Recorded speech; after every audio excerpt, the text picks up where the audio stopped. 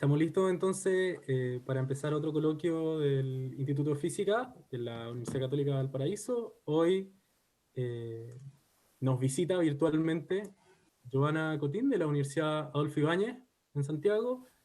Ella es físico de partículas, hizo su licenciatura en la Universidad Católica en Santiago, después hizo el doctorado en la Universidad de Cambridge en Inglaterra. Y después estuvo haciendo un postdoc en Corea, ¿no? En Taiwán, en En Taiwán, Taipei. casi, perdón. Cerquita. Mira, sí. Y ahora nos va a hablar de partículas de larga vida en el Gran Colisionador de Hadrones. Así que, por favor, adelante. Muchas gracias, Cristóbal, por la invitación. Voy a compartir mi pantalla entonces para contarles un poco sobre mis líneas de investigación en física de partículas y decaimiento exótico de partículas en el Gran Colisionador de Hadrones. ¿Se ve bien? Sí, sí, se ve bien. Súper.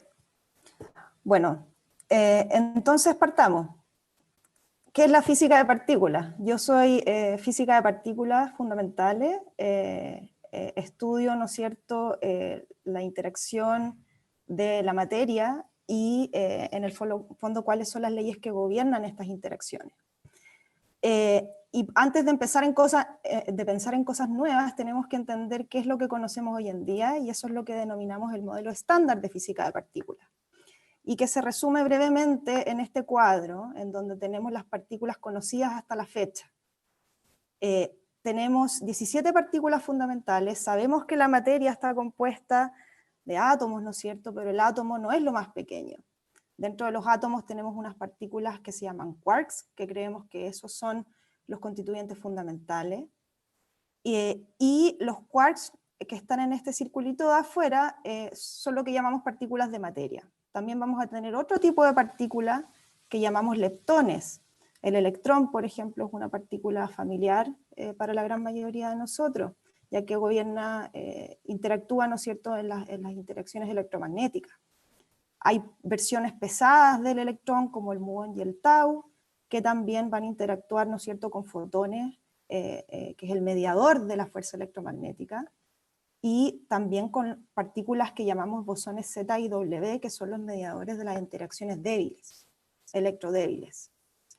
Los neutrinos también son partículas súper interesantes en el modelo estándar, tienen masa cero, predicha masa cero, pero sabemos por experimentos que no tienen masa cero, y estos interactúan súper débilmente con la materia. Bueno, el gluón es el mediador de la fuerza nuclear fuerte, va a hablar con los quarks, entonces en el circulito de adentro tenemos las partículas mediadoras, que decimos, los bosones. Y al centro destaco el bosón de Higgs, que es la última partícula descubierta hasta la fecha. Entonces, la historia del modelo estándar, que es esta teoría matemática que resume nuestra comprensión de la materia y sus interacciones, ha sido bastante exitoso. Y no tengo tiempo de contarles la historia de todas las partículas fundamentales, pero sí quisiera partir por la primera partícula fundamental descubierta y la última.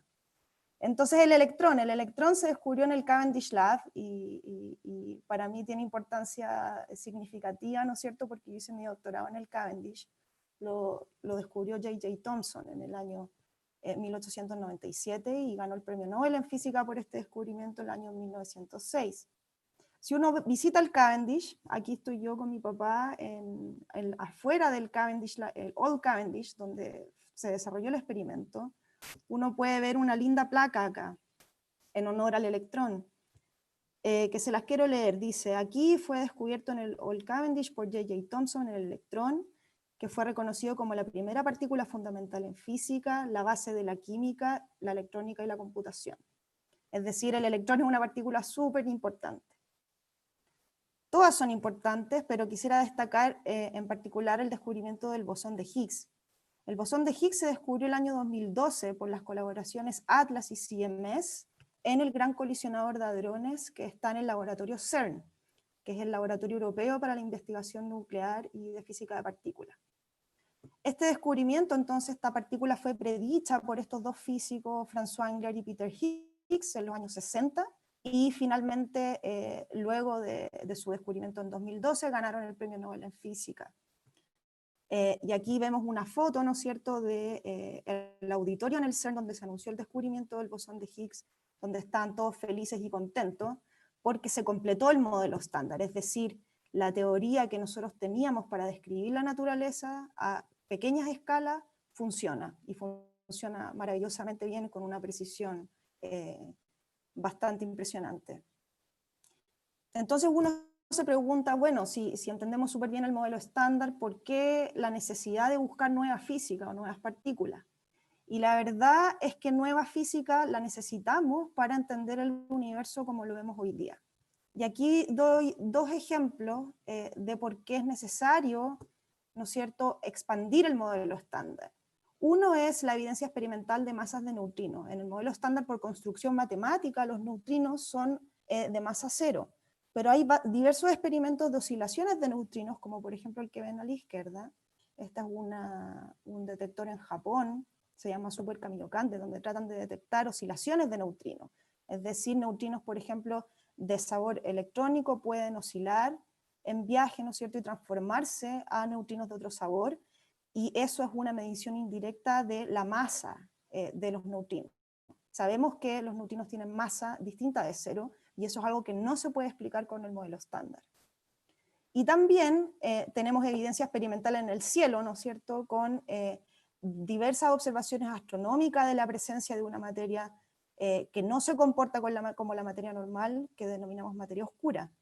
Y creemos que la materia oscura es una nueva partícula que no puede ser explicada por ninguna de las partículas del modelo estándar, y la estamos buscando en diversos experimentos, y hoy día les quiero comentar sobre búsquedas exóticas de materia oscura en el Gran Colisionador de Hadrones.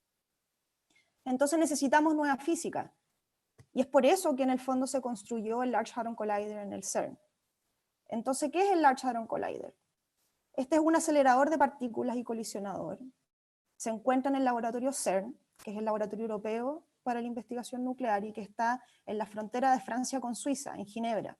Entonces, aquí vemos una foto, ¿no es cierto?, de el LHC. Este acelerador está bajo tierra, ¿ya? Es un anillo de 27 kilómetros de perímetro de imanes superconductores, por el cual circulan protones a altas velocidades, cercanas a la de la luz. Y la idea es que el experimento está diseñado para que estos protones choquen o colisionen en puntos o detectores específicos en donde se han construido experimentos para poder registrar las partículas que van a aparecer de esa colisión. Entonces, en ese sentido, estamos tratando de un poco recrear con este gran microscopio que sería el LHC, condiciones, por así decirlo, del universo primitivo en donde se generaron las partículas fundamentales pocos minutos después del Big Bang. Aquí en esta foto vemos atrás los Alpes suizos, y acá está la frontera de Francia con Suiza, y en la parte suiza está, por ejemplo, el experimento Atlas, del cual yo les voy a contar hoy día, y bueno, la parte francesa es un pueblo que se llama Saint-Genis. Aquí les quiero mostrar una foto de uno de los imanes superconductores que va a corresponder al anillo, ¿no es cierto?, del Large Hadron Collider. Acá yo estoy en mi primera visita al CERN en el año 2013.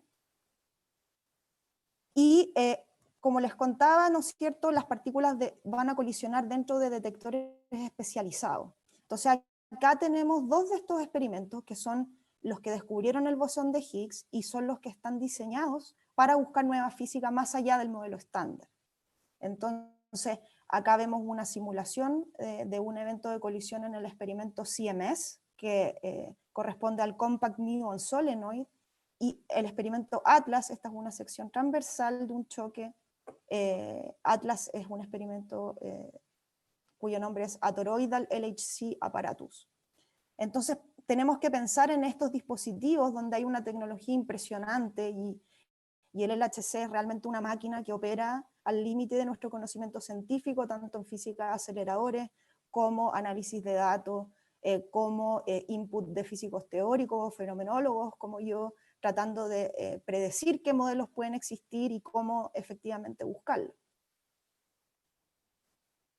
Quisiera mencionar que el CERN hoy día es una institución internacional, o sea, alberga una colaboración de mucha gente, tanto físicos como ingenieros y científicos de varias índoles, y no se queda exento, digámoslo así, a la contingencia mundial.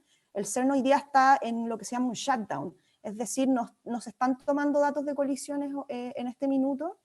Estuvo en un shutdown porque los detectores y el experimento necesita ser, digamos, reparado, optimizado para futuros runs. Los detectores se dañan, ¿no es cierto?, con las intensas radiaciones. Entonces, en este periodo también el CERN está dedicando sus recursos ante la emergencia del COVID, tanto como tecnología en cuanto a software y como ofreciendo apoyo local a hospitales locales en Ginebra y en Francia, en el fondo poniendo a disposición todos sus recursos, y creo que eso es algo importante de destacar. Bien, entonces yo les di dos motivaciones por las cuales debe haber nueva física, pero ¿dónde está? Y esa es un poco la pregunta que motiva mis líneas de investigación hoy en día. Posiblemente ya han visto este tipo de gráficos. Este es un gráfico que resume búsquedas experimentales de nuevas partículas en el experimento Atlas, en diversos modelos. Modelos que están motivados por distintas, digamos, construcciones teóricas, en el fondo resolviendo preguntas que quisiéramos, que en el fondo atacan preguntas que quisiéramos responder sobre la naturaleza. Por ejemplo, la materia oscura. Modelos que predicen nuevas partículas de materia oscura, o nuevos bosones de Gauge, nuevas fuerzas, por ejemplo, y así un sinfín de construcciones teóricas. Ahora, cada uno de estos modelos se diseña un análisis experimental bien optimizado para ese tipo de señal, y eso es algo que quiero conversar también hoy día en las siguientes diapositivas. Esto corresponde a qué partículas conocidas va a decaer, ¿no es cierto?, cada uno de nuestros nuevos estados hipotéticos. Esta es la luminosidad, es decir, una medida de la estadística acumulada por el experimento. Y estas líneas de color corresponden a límites. Límites en la masa, en la posible masa, que ya sabemos que está excluida, porque si no ya la hubiésemos visto en estas búsquedas experimentales en el experimento Atlas. Entonces, si se fijan, solamente tenemos límites, ¿ya? Que van en la escala de los teraelectronvolts. Es decir, no hay ningún descubrimiento después del bosón de Higgs del año 2012. Ahora, este es un simple extracto, y este es otro extracto, digamos, de los análisis que se están haciendo en teorías supersimétricas, por ejemplo, en el experimento Atlas. También vemos solamente límites rondeando la escala de los teraelectronvolts. Esto quiere decir de que no existen partículas en estos modelos con masas inferiores a 1 o 2 TeV. También les muestro análisis en CMS. Estos son también análisis supersimétricos y también puras exclusiones, es decir, puros upper limits en la masa de estas nuevas potenciales partículas. Y sin ir a los detalles, simplemente para que se den cuenta de la plethora of analysis en los cuales se están haciendo hoy en día y no estamos viendo nueva física. Entonces mi pregunta es, ¿dónde está? ¿Por qué no la estamos viendo? Y eso es un poco, hoy día les quiero comentar un caso en particular de por qué creo yo que no estamos viendo la nueva física. Entonces, la nueva física, yo propongo que se está escondiendo en decaimientos exóticos. Y esto puede suceder cuando las nuevas partículas tienen vías medias macroscópicas, es decir, viajan un poquito de distancia medible, digamos, dentro de los detectores antes de decaer. Y esto es algo que la gente ha empezado a pensar recientemente. Muchas veces en los análisis experimentales, por ejemplo, búsquedas de supersimetría o búsquedas canónicas de partículas de materia oscura, ya han pasado por un proceso de sistematización de las búsquedas. Es decir, se ha hecho un survey de qué modelos son, digamos, los modelos benchmarks, que uno tiene que estudiar cuáles son las posibles masas de esos estados, qué tan frecuentemente se producen, y en el fondo diseñar un programa sistemático de búsqueda.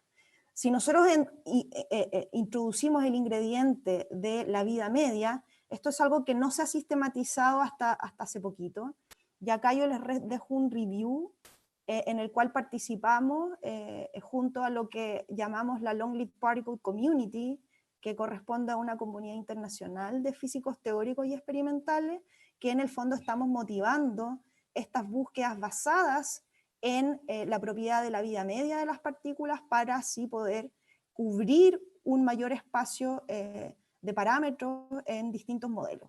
Yo en particular lideré esfuerzos en dos de los ítems de este white paper que se llama, fui editora de dos de los capítulos.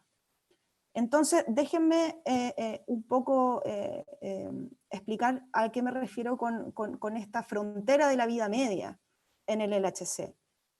Muchos de los análisis experimentales asumen de que las partículas nuevas de existir se están produciendo inmediatamente en el mismo punto en el cual colisionan los protones.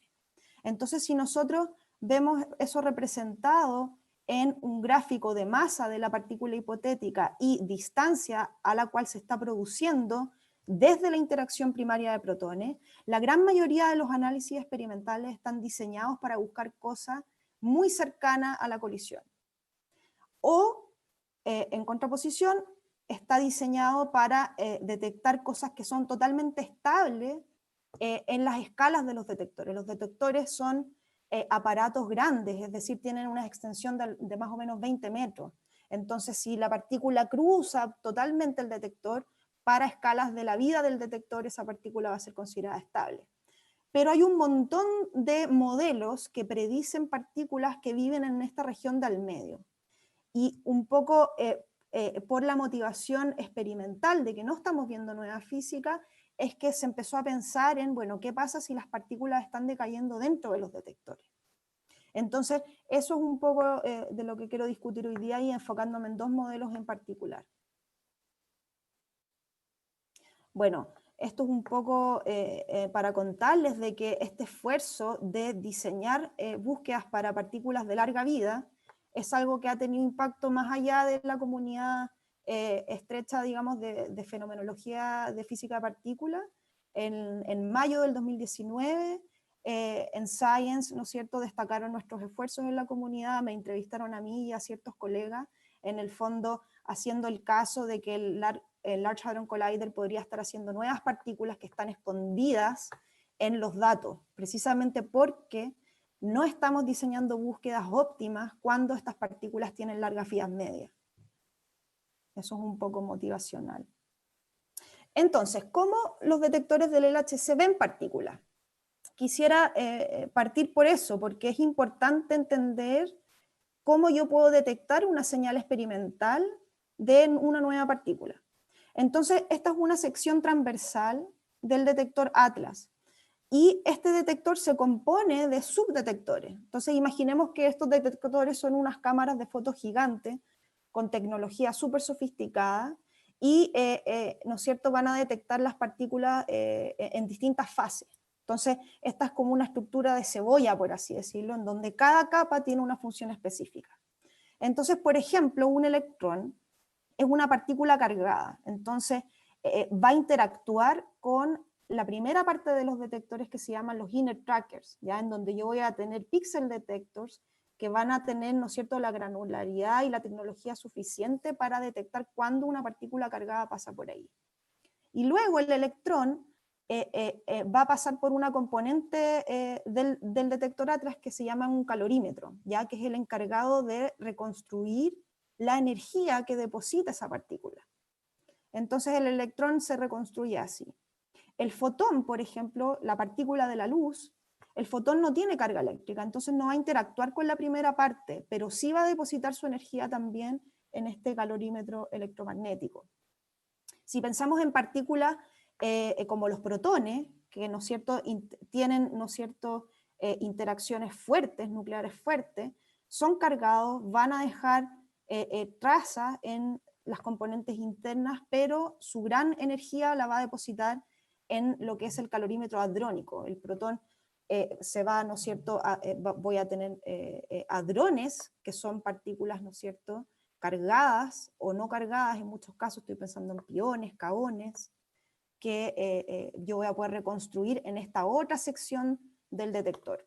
El muón tiene una vida media un poquito más larga, entonces puede llegar hasta el final de, digamos, este espectrómetro de muones, que también es otra componente de los detectores diseñada para captar muones. El muón, acuérdense que es un primo un poquito más pesado que el electrón.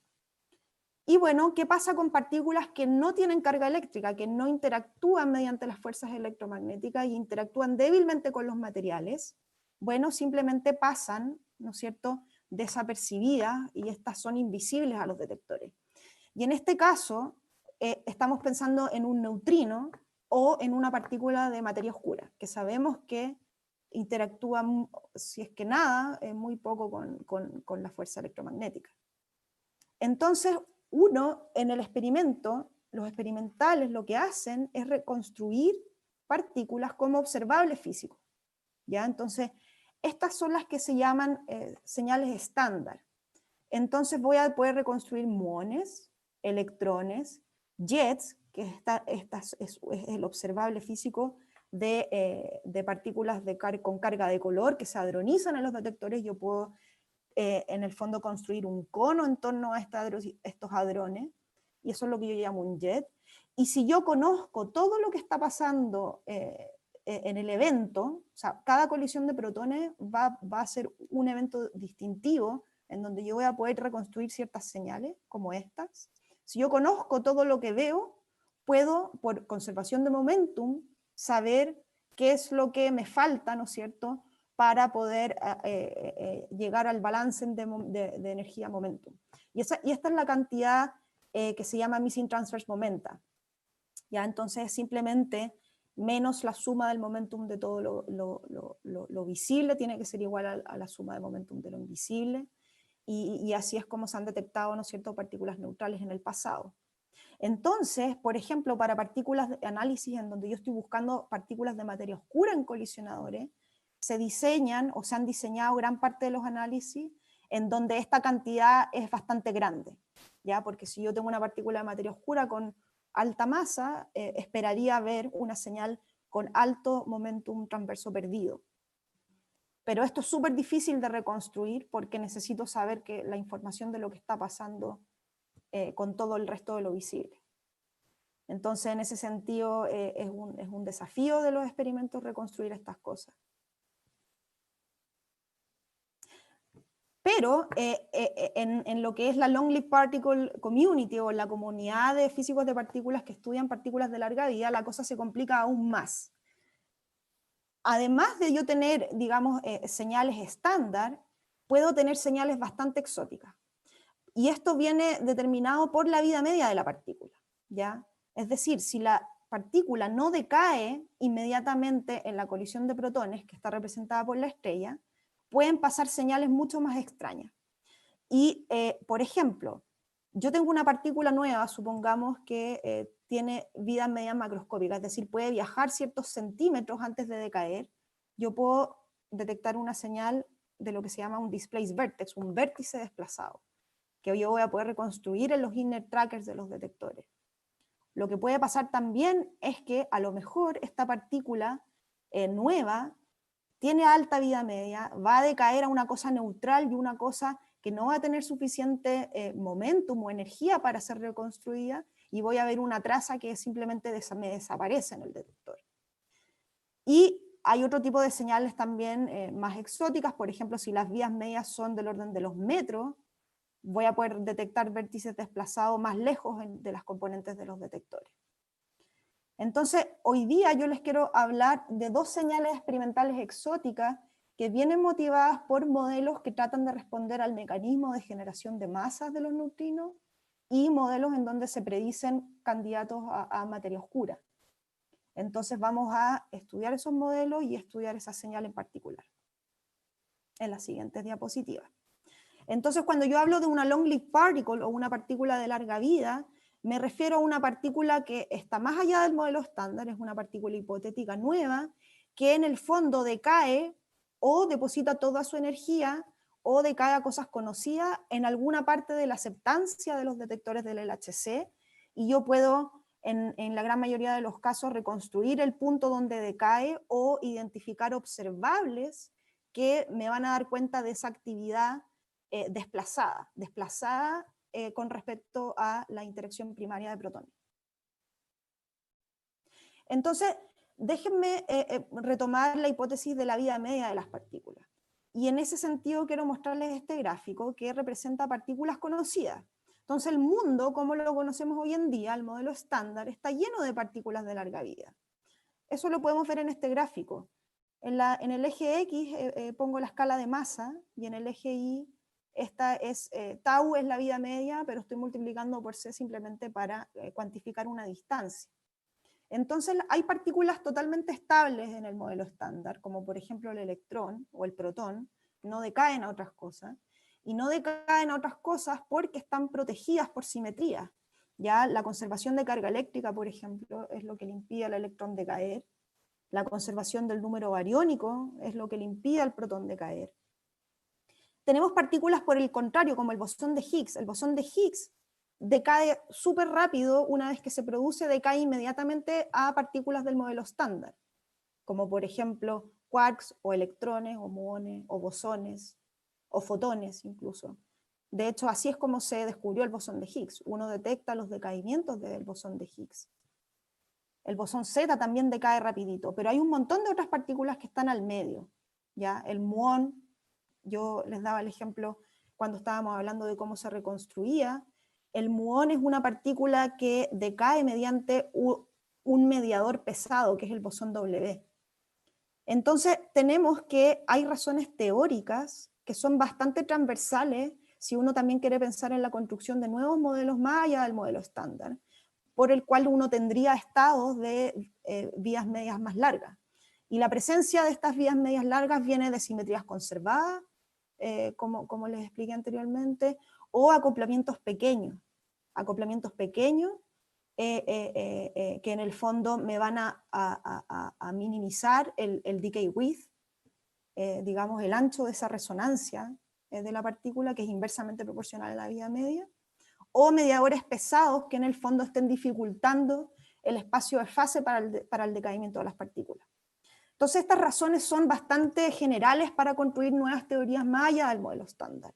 Y podemos decir que se esperan en la gran mayoría de modelos que tenemos hoy día para cuantificar física más allá del modelo estándar. Entonces un poco aquí quiero hacer un review de cómo funciona, por así decirlo, a mi entender, cuando uno tiene una teoría y cuál es la línea como de pensamiento que uno sigue si es que quiere en el fondo probar esa teoría en algún experimento de física de altas energías como el LHC. Entonces hay motivaciones bastante top-down, por así decirlo. O sea, yo quisiera responder a la problemática de la materia oscura, quisiera entender por qué nuestro universo está dominado por materia y no antimateria, por qué los neutrinos tienen masa, por qué yo en el fondo la masa del Higgs se ve alterada, crece bastante con correcciones radiativas a la masa, entonces hay un problema en jerarquías ahí de escala que yo quisiera entender, y eso es lo que se llama naturalness. Entonces uno construye teorías que responden a una o más de estas motivaciones, ojalá a todas, ¿ya? Entonces estas teorías, si uno piensa como en las grandes clases de teorías que existen hoy en día, para en el fondo resumir física más allá del modelo estándar, nos encontramos con teorías supersimétricas. Supersimetría se ha buscado arduamente en el LHC en distintos modelos, y distintos modelos supersimétricos predicen la presencia de estos estados donde voy a tener partículas medias largas. Acá les pongo unos ejemplos de teorías solamente por completitud. Vamos a tener teorías en donde el bosón de Higgs se va a acoplar a estos nuevos estados, lo que se denomina un Higgs portal, es decir, el Higgs va a ser un portal para estudiar nueva física.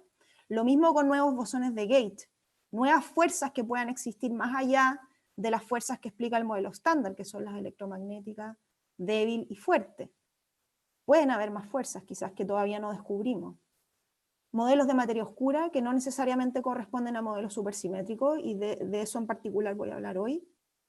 y modelos en donde existen nuevas partículas, versiones más pesadas de los neutrinos del modelo estándar, que podrían también tener vías medias macroscópicas. Ahora, lo que uno hace cuando piensa en los experimentos es estudiar, bueno, cuáles son las señales, cuál es la fenomenología que estas teorías me van a predecir en experimentos de física de alta energía. Y esto es algo que aquí vivo yo, o sea, yo soy una particle phenomenologist, es decir, me interesa entender cuáles son las predicciones teóricas, en qué modelos entonces yo voy a tener partículas, por ejemplo, candidatas a materia oscura, cómo van a decaer esas partículas dentro de los detectores y cómo yo puedo utilizar resultados experimentales para decir constraints o para decir cómo se aplican a mi modelo. Entonces, la fenomenología de física de partículas es, digamos, una rama, un estudio intermedio que conecta la teoría con los experimentos.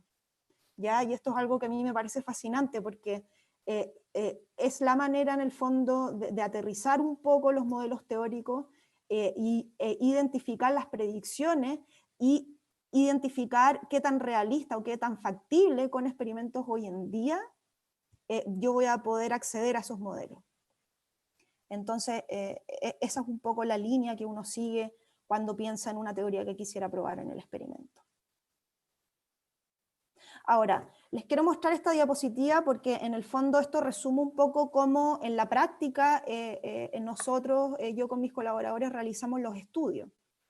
Esta slide se la robé a una colega, Nishita Desai, y nos muestra un poco el Particle Theories Workflow de lo que uno hace. Entonces uno parte con su modelo de favorito, parte con el lagrangiano y define sus parámetros. Esos pueden ser, por ejemplo, la masa de las partículas, las vías medias, cuáles son las cargas, los números cuánticos de esas partículas nuevas. Y con esa información diseña observables que yo voy a poder comparar en el experimento con las predicciones del modelo estándar, que es la física que conocemos.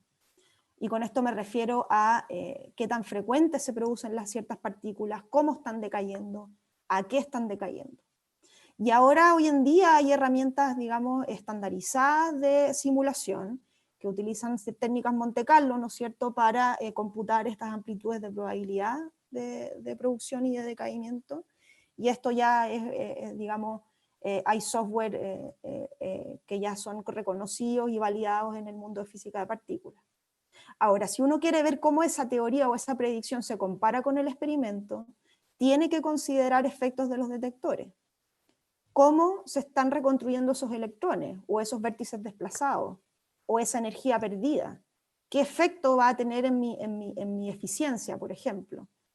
Todo esto depende del input experimental. Uno después diseña, ¿no es cierto?, un análisis experimental que se puede resumir en cómo yo voy a poder maximizar una señal de nueva física con respecto a los distintos backgrounds que voy a poder tener en los experimentos. La idea es encontrar nueva física, entonces uno tiene que buscar señales que sobresalgan sobre los distintos backgrounds.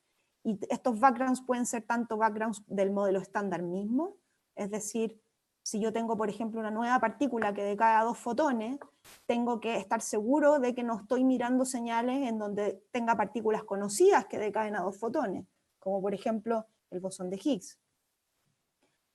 Así uno puede implementar diversos análisis con la complejidad, ¿no es cierto?, de herramientas que uno quisiera. Hay un montón de análisis experimentales y predicciones teóricas que utilizan técnicas modernas como Machine Learning o Deep Learning, por ejemplo, para maximizar estas señales.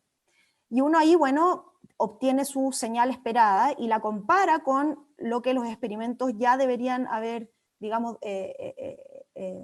ruled out, es decir, descartado, y uno puede volver a cambiar los parámetros de su modelo, por ejemplo, las masas o los acoplamientos. ¿Qué pasa si ahora en mi partícula nueva se acopla más débilmente a estas otras partículas y repite esta cadena? Entonces hay bastante trabajo detrás de una predicción, digamos, que viene motivada por un modelo teórico que responde a un interrogante fundamental que quisiéramos responder en física.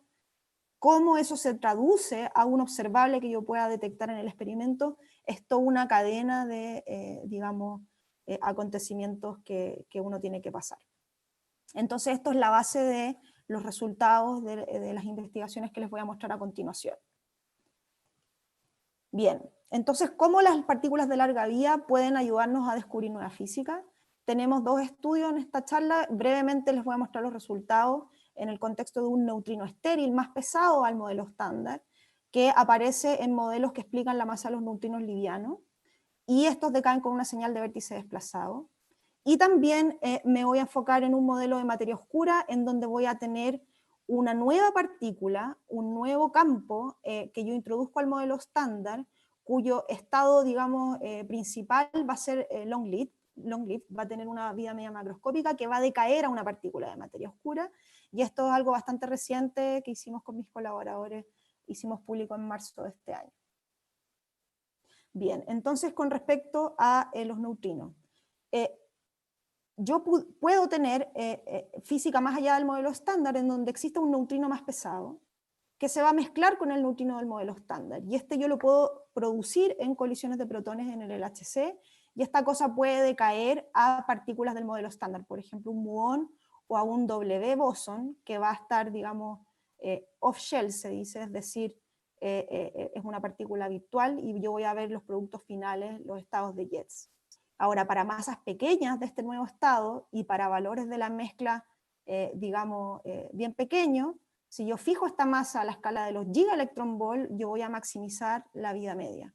Y acá les dejo estudios en donde yo con mis colaboradores hemos participado arduamente en diseñar estrategias de búsqueda para neutrinos estériles con masas del orden de los gigaelectronvolt que decaen desplazados. Entonces acá vemos un ejemplo de un vértice desplazado, como se vería en el detector Atlas. Este tubo rojo corresponde al, digamos, el beam pipe, que es por donde están circulando los protones, sería lo que está dentro del tubo azul que les mostré en las diapositivas anteriores, los imanes superconductores del LHC. Aquí en amarillo está la colisión de protones y tengo una partícula que se crea, pero que decae desplazado de ese punto. Entonces, debido a la tecnología y a la granularidad de estos módulos, yo puedo reconstruir este vértice y todas las cosas en el fondo, partículas a las cuales se va a decaer. Entonces aquí les quiero mostrar un resultado de nuestro paper, en donde el 2018 hicimos predicciones de cuál sería el alcance del Large Hadron Collider de detectar neutrinos que tienen vías medias macroscópicas con señales de displaced vertex.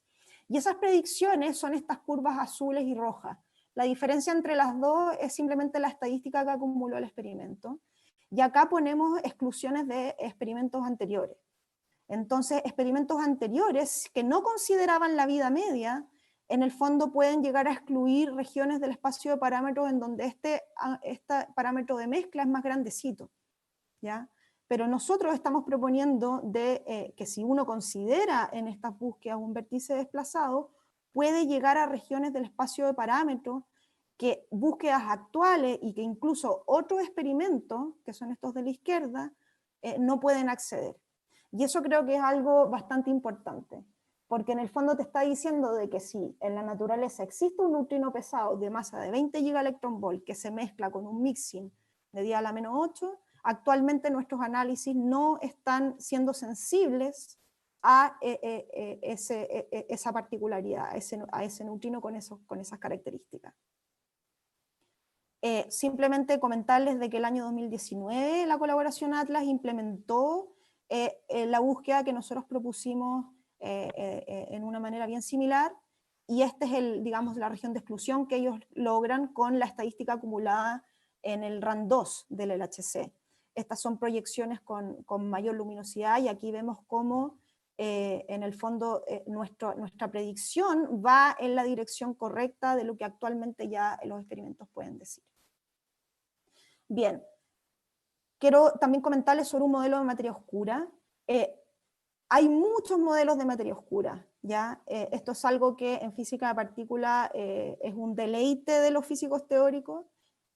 Hay modelos que van más allá de proponer partículas supersimétricas, digamos WIMP-like SUSY particles, y acá nosotros estudiamos un modelo específico que va a tener una señal exótica.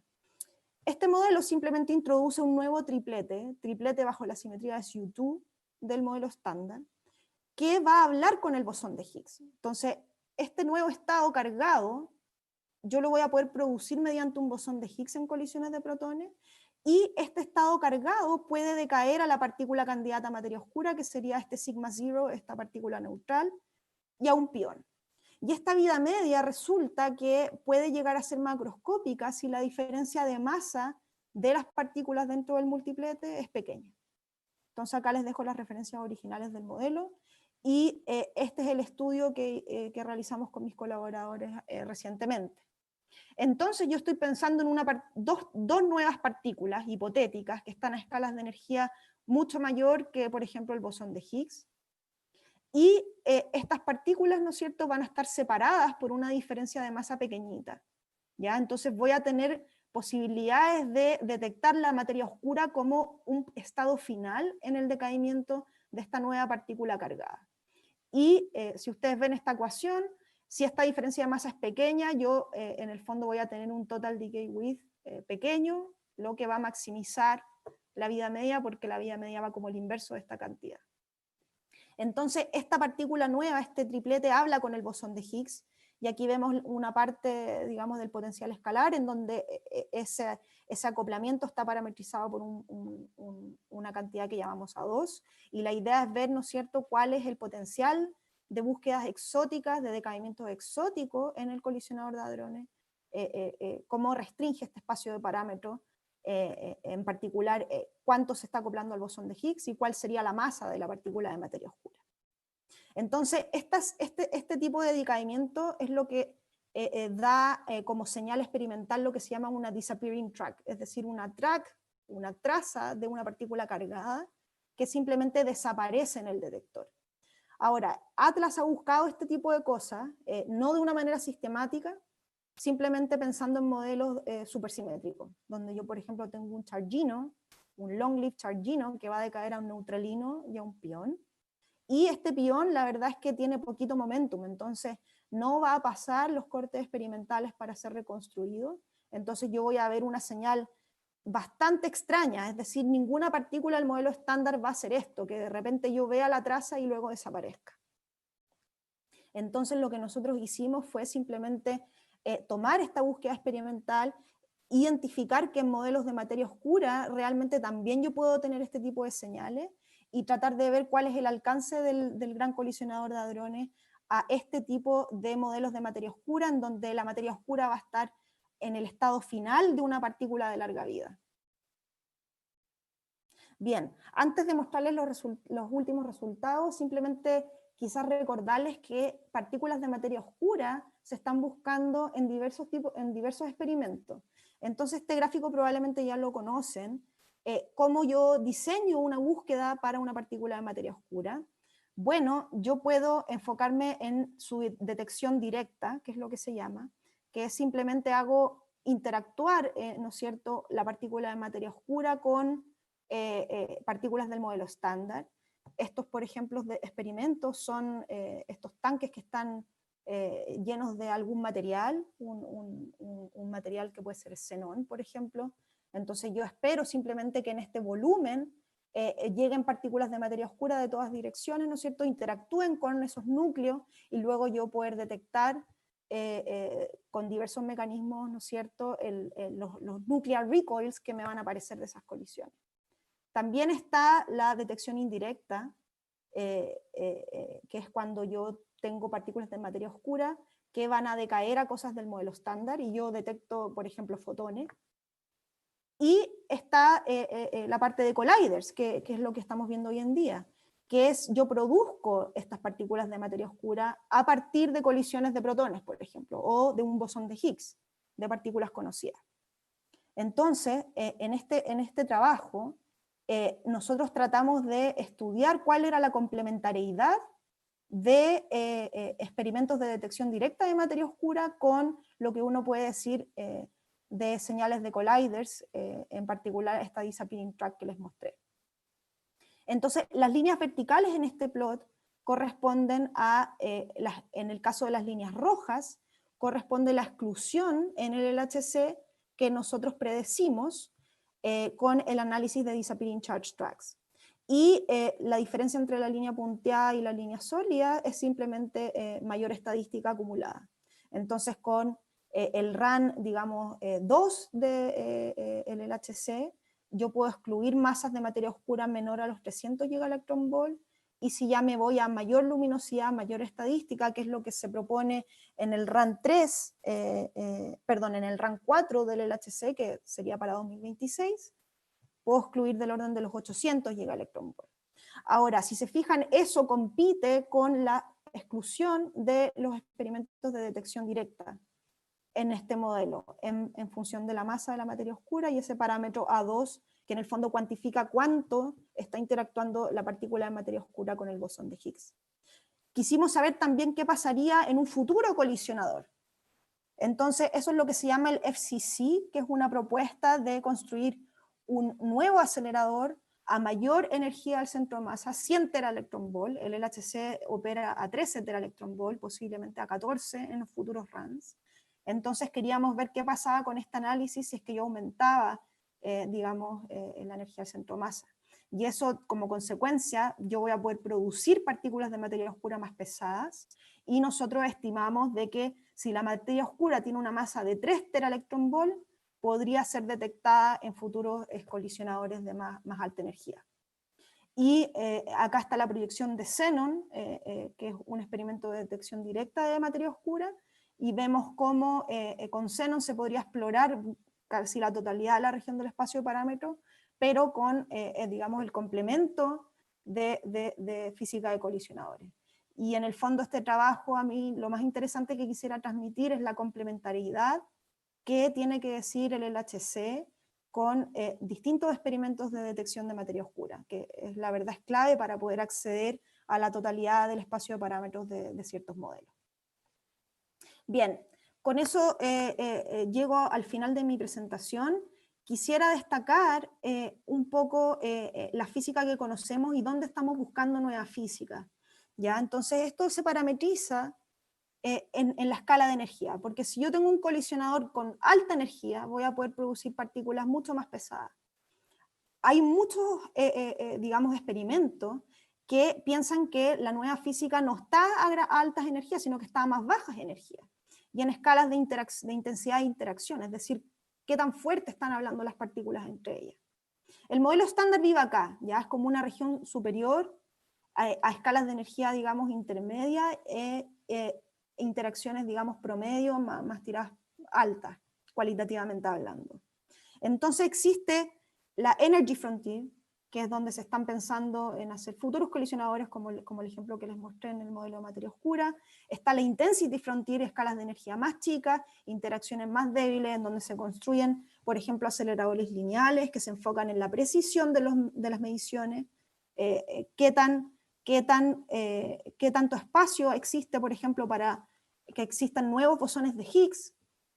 Si yo postulo nuevos bosones de Higgs en ciertos modelos, tengo que respetar las cosas que ya he medido del bosón de Higgs. Entonces, estos experimentos van en esa línea también en física de precisión, en física de neutrinos. La física desconocida vive aquí. Las partículas de materia oscura, nuevos neutrinos, yo le puse dark neutrinos. En esta charla vimos un ejemplo de dark matter y dark neutrino. Vive aquí. Pero la lifetime frontier, es decir, considerar que estas partículas nuevas, hipotéticas, pueden tener vidas medias macroscópicas, es una variable o es una feature que es transversal a la escala de energía. Es decir, yo puedo tener partículas de larga vida tanto a masas muy grandes o a masas pequeñas. Entonces es por eso que yo considero extremadamente relevante en física de partículas hoy en día explorar esta dirección transversal. La Lifetime Frontier abarca, en el fondo, gran parte del espacio de parámetros de física desconocida, y es por eso que yo hoy día estoy dedicando gran parte de mis esfuerzos de investigación ahí. Entonces el mensaje para la casa, simplemente que la nueva física se puede estar escondiendo en el LHC, y la idea es buscar en todos lados. Muchas gracias.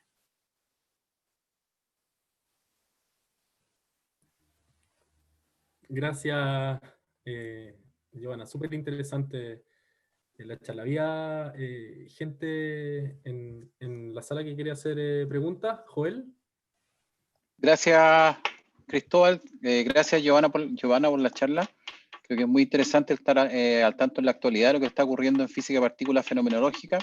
Yo tengo una pregunta más de carácter general, porque tú hablaste al principio de la nueva física y salieron las partículas o los partners supersimétricos.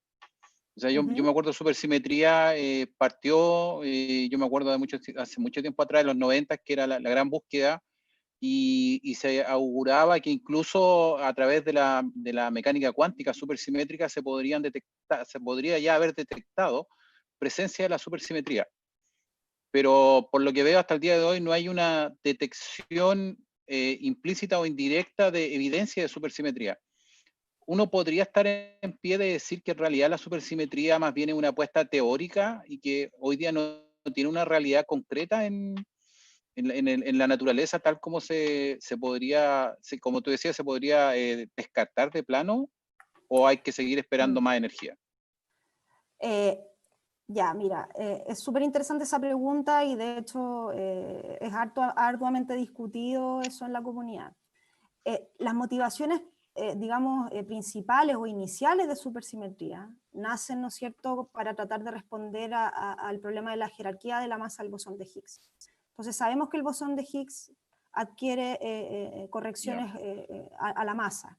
Entonces si tú quieres estabilizar la masa, se propone, ¿no es cierto?, la supersimetría, porque vamos a tener compañeros supersimétricos, por ejemplo, partículas supersimétricas compañeros del top, voy a tener S-tops, que van a entrar en la ecuación de la masa, ¿no es cierto?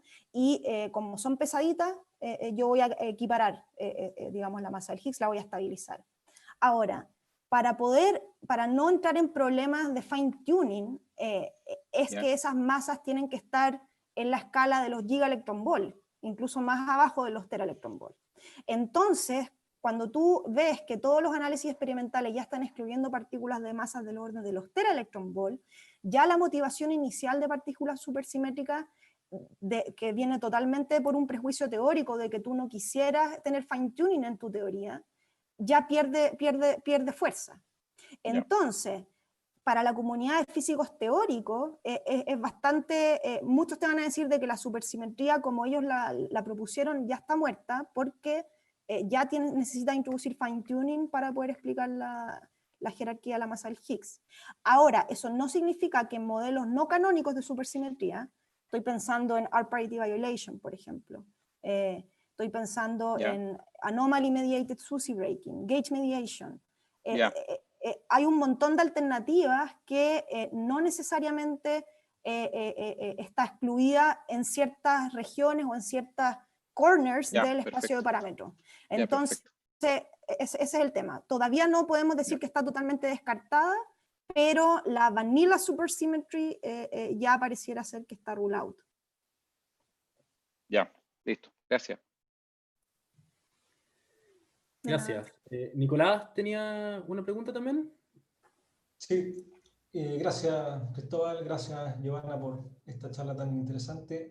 Mi pregunta iba por el lado de la materia oscura o el candidato a materia oscura que estaban tratando de ustedes ver si es que existen en evidencia.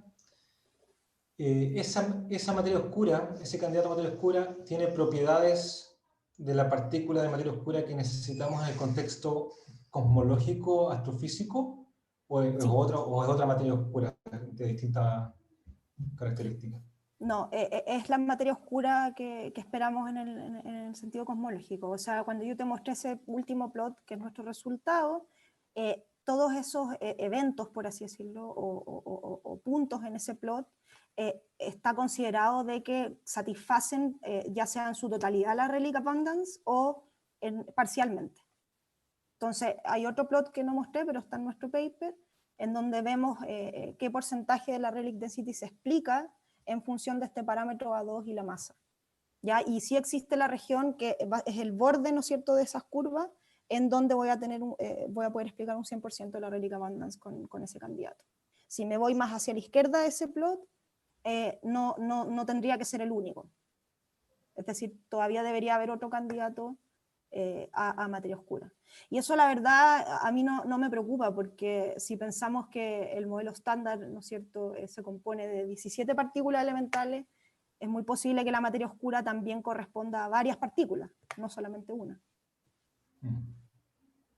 Pero sí, hicimos ese chequeo. O sea, es todo consistente con la relic density.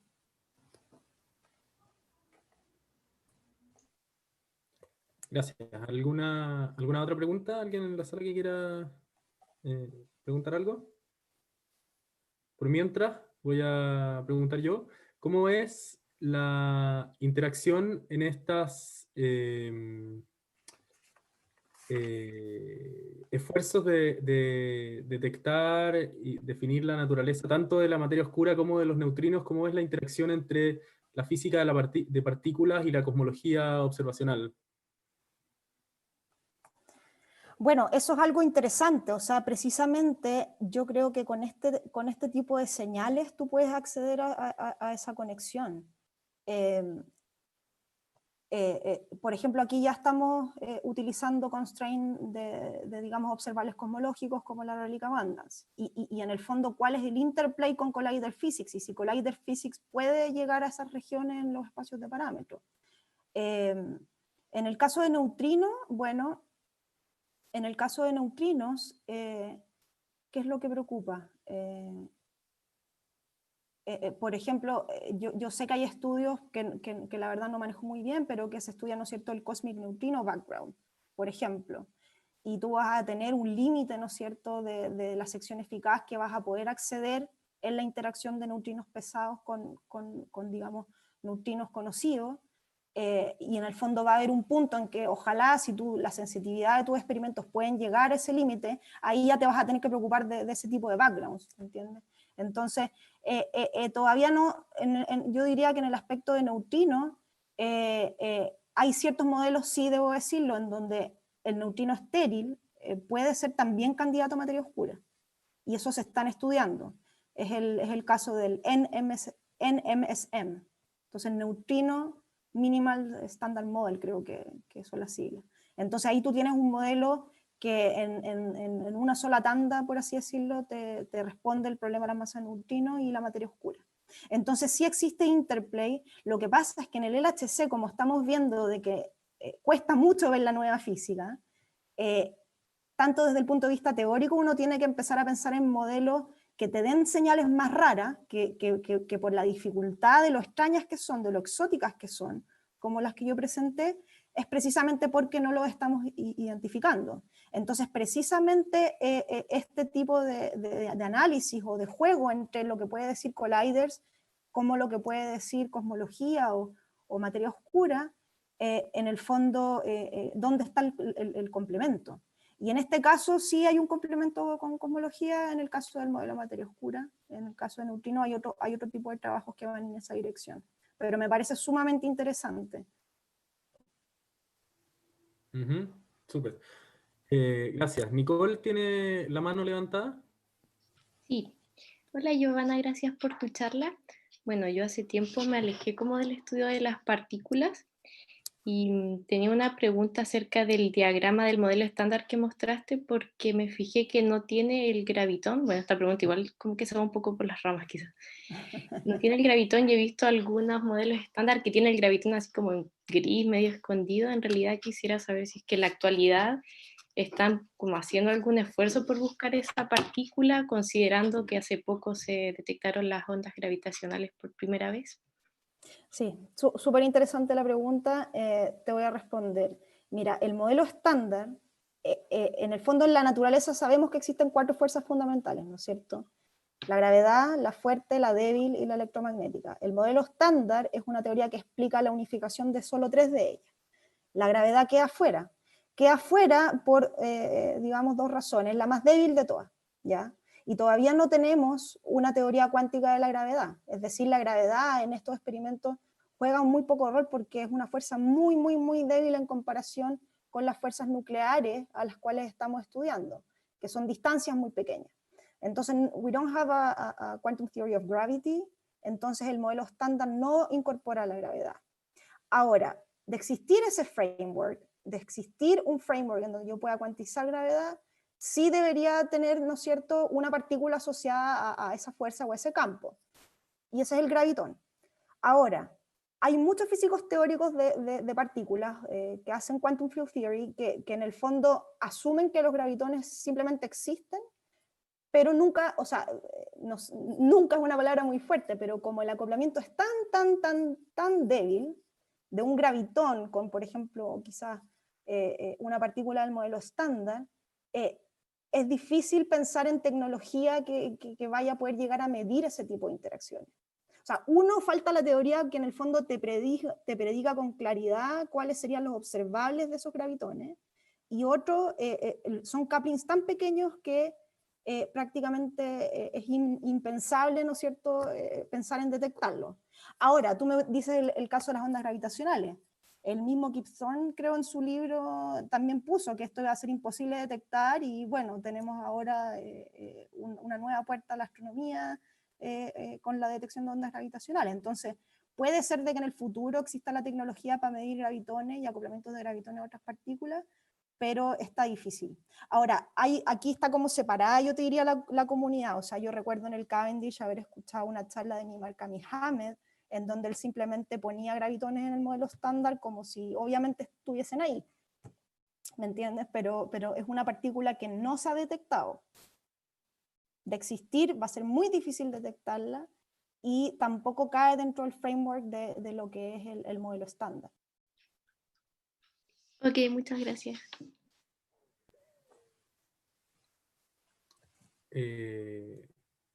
Joel,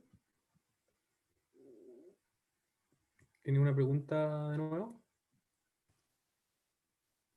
Sí, gracias, Cristóbal. Yo tengo una pregunta más general, Giovanna, aprovechando tu expertise.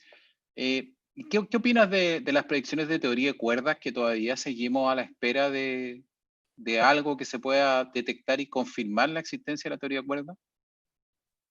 Sí, mira, eso es algo súper interesante, y de hecho, precisamente creo de que, o sea, predicciones tiene muchas, pero como que se puedan testear, yo pienso en supersimetría.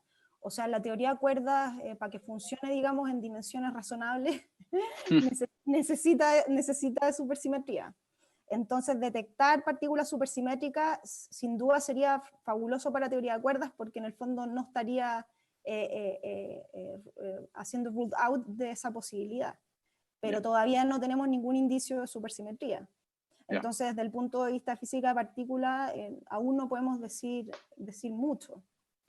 Sé que hay análisis, y yo los mostré en el comienzo, de búsquedas exóticas en Atlas, donde, por ejemplo, se están buscando KK gravitons, por ejemplo, que son estos estados que existen en más dimensiones. Entonces, también se están poniendo cotas sobre eso. Ahora, ¿cómo se traduce esa exclusión? Porque siempre los modelos son súper, digamos, minimals o simplified models. Entonces, ¿cómo se traduce ese resultado a una UV completion de una teoría de cuerda? Ese es, digamos, el rol también de los fenomenólogos y de los teóricos, tratar de entender esa predicción en el contexto experimental. Entonces queda mucho por delante, no me atrevo a decir que está descartada la teoría de cuerda, pero sí está en problemas desde el punto de vista de partículas supersimétricas. Si necesita de partículas supersimétricas en la escala de los TeV, está peligrando. Perfecto. También eso. Tiene que ver también con los prejuicios teóricos que mencionaba anteriormente. Vale, gracias. Vale. Gracias de nuevo. Parece que no hay más preguntas, así que le damos las gracias de nuevo a Giovanna por esta charla muy, muy interesante. La charla está disponible y va a seguir disponible en YouTube. Así que, bueno, para cerrar, muchas gracias. Y gracias a los asistentes y a las personas que participaron. No, gracias a usted, un placer. Que estén bien. Chao, chao. Chao. Chao, chao.